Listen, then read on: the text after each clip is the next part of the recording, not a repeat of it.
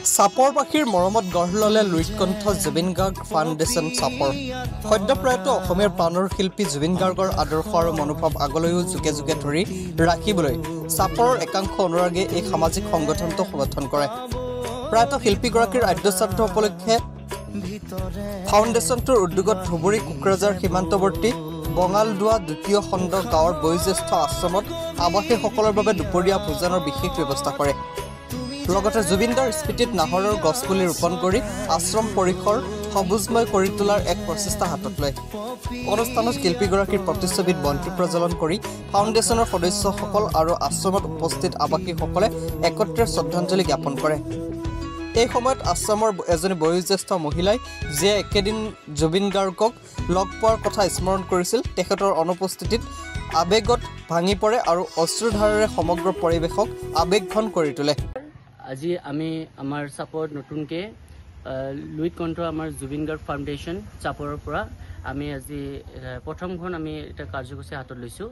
আমি এই বাঙালদোবাত স্থিত এই বৃদ্ধ আশ্ৰমত আমি আহিলোঁ। আহি কিনে আমাৰ আইসকলক আমি দুপৰীয়া আহাৰ খুৱালোঁ আৰু লগতে নাহৰ গছ পুলি আমি আইৰ দ্বাৰাই আমি নাহৰ গছ পুলি ৰোপণ কৰি তেখেতৰ স্মৃতিত আমি আমাৰ জুবিনদাৰ কাৰণে এই ইয়াতে নাহৰ গছ পুলি আমি ৰোপণ কৰিলোঁ আৰু লগতে আমাৰ ইয়াতে এটা সৰু এটা শ্ৰদ্ধাঞ্জলি কাৰ্যসূচীও আমাৰ আছিলে। তো সেইটো কান্দিব নাপায় নাই, আপুনি বয়োজ্যেষ্ঠ আইতা মানুহ, আপুনি তেখেতৰ কাৰণে প্ৰাৰ্থনা কৰিব, কাৰণ আমি যিমানখিনি আহিছোঁ গোটেইখিনি জুবিন অনুৰাগী।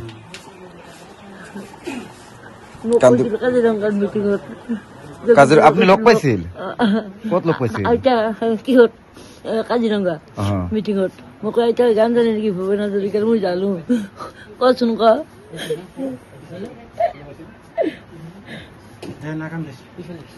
সেটা কথা মনে হৈ আছে, সেটা কথা যে মনে পৰিছে না?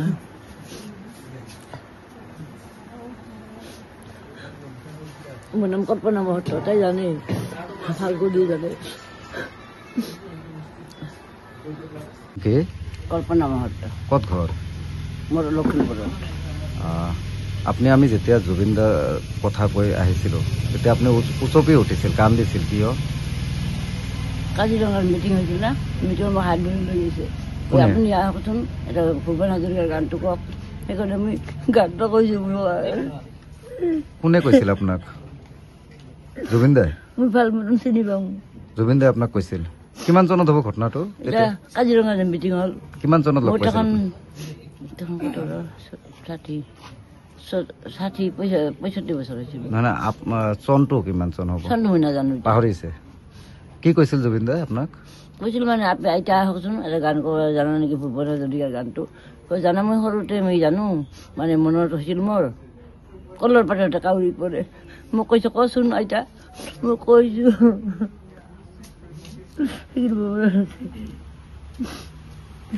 আজি জুবিন দা আমাৰ মাজৰ পৰা যোৱা 19 ছেপ্টেম্বৰ তাৰিখে গুচি গ'ল। আপুনি খবৰটো কেতিয়া পাইছিল? আমি খবৰটো পালো এতিয়া মালিকেসকল আমাৰ। আজিহে কৈছে আপুনি? ইমান দিনে আপুনি জনা নাছিল? পাইছো মানে মালিকে কৈছে আমাক। মালিকে কৈছে। আপুনি বৃদ্ধাশ্ৰমত থাকে? হয়, আশ্ৰমতে আছো। মই গুৱাহাটীতে এক্সিডেণ্ট হৈছো, মোৰ ল'ৰা মৰি হাত ভাঙিছে, মই হস্পিটেলত কাম কৰা মানুহ। হয়। চাপৰত কেনেকে আহিল আপুনি লখিমপুৰৰ পৰা? লখিমপুৰ গুৱাহাটীত আছিলো মই। হয়। তাতে এক্সিডেণ্ট হোৱাৰ মোৰ ল'ৰাৰ বঙাইগাঁৱত গাড়ী চলাইছে, সৰু সৰু ল'ৰা। এটা 22 বছৰ বয়সত আৰু একটা 35 বছৰ বয়সত মাৰা গেল। আপোনাৰ ল'ৰা সন্তান আছে? ল'ৰা সন্তান আছে আপোনাৰ? 2জন মাৰা গেল, 2টা ড্ৰাইভাৰ। আপোনাৰ 2টা সন্তান আছে? এইজন পাগলী হৈ আছো। আপোনাৰ মানে এতিয়া আৰু সন্তান নাই? সন্তান একটা আছে আৰু। ল'ৰা নে ছোৱালী? ল'ৰা আপোনাৰ সমান আছে বঙাইগাঁৱত। গাড়ী চলাব দিলো, লাইচেন্স বড় বছৰ ফেলাই দিছো। মানে আপোনাৰ 3টা সন্তানৰ ভিতৰত 2জনে এক্সিডেণ্ট হৈ ঢুকালে অলৰেডি। এখন মোৰ বৰ্তমান হয় নেকি, একটা বেটাহে আছিল ল'ৰা, কিহত বঙাইগাঁৱত। জুবিনদাৰ বিষয়ে কি ক'ব? 11 দিন হ'ল জুবিনদা ঢুকুৱা আমাৰ মাজত, কি ক'ব আজি দিনটোত? মানে জুবিনদাৰ হৈ কিবা ক'ব বিচাৰিব? জুবিনদাৰ হয় ক'ত ক'ব পাম? জুবিনদাই আপোনাক যে গানটো গাব দিছিল, ক'ব কৈছিল, পাৰিব নেকি আজি গানটো? কওকচোন এবাৰ শুনিলো। কি গানটো কৈছিল আপুনি? জুবিনদাক শুনাইছিল যে গানটো? কলৰ পাততে কাউৰী পৰা।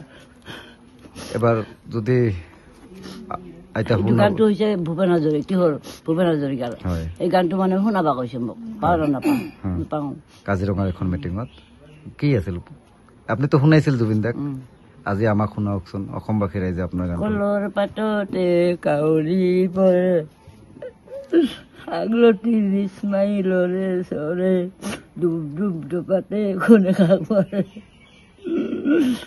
অ কাউৰী মোৰ মনত পৰে গানটো ডাঙৰে গান লম্বা গান মই ক'ব নাপাওঁ আগৰ মোৰ নৰাবকে মুখেদি কলৰ পাততে কাউৰী পৰে এতিয়া বহুত দিন আগৰ গান মই তখন 10 বছৰ বয়সত বহি